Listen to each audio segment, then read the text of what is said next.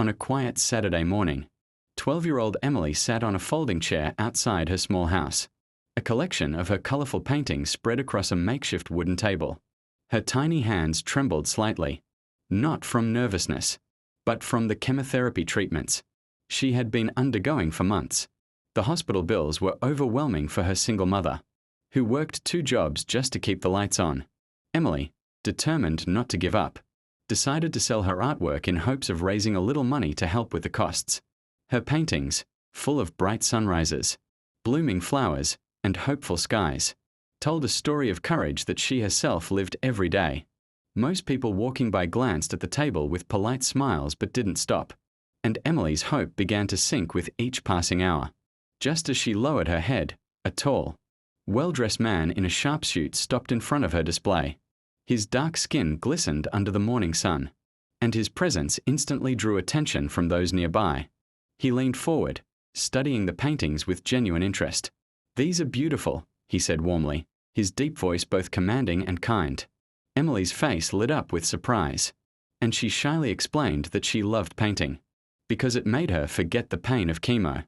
The man's expression softened, and he asked, "How much are you selling them for?"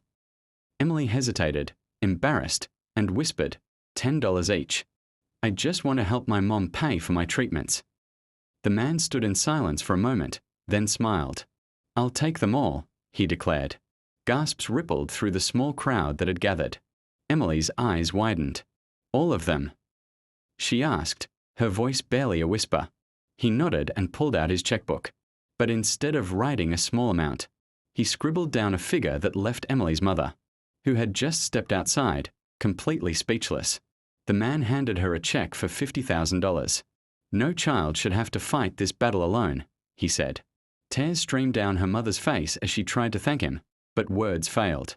The crowd clapped, some wiping away tears, as the man introduced himself. He was Marcus Hayes, a self-made millionaire who had once grown up in poverty and knew the pain of watching a loved one suffer without means to help. He told Emily that her courage inspired him, and that her art deserved to be in galleries, not just on a street corner. Before leaving, he promised to connect her with an art foundation that could showcase her work. Emily hugged him tightly, her small arms barely reaching around his waist, and whispered, "Thank you for believing in me." That day, Emily didn't just sell her paintings, she sold a piece of her hope, which Marcus carried forward. In return, she gained more than financial support.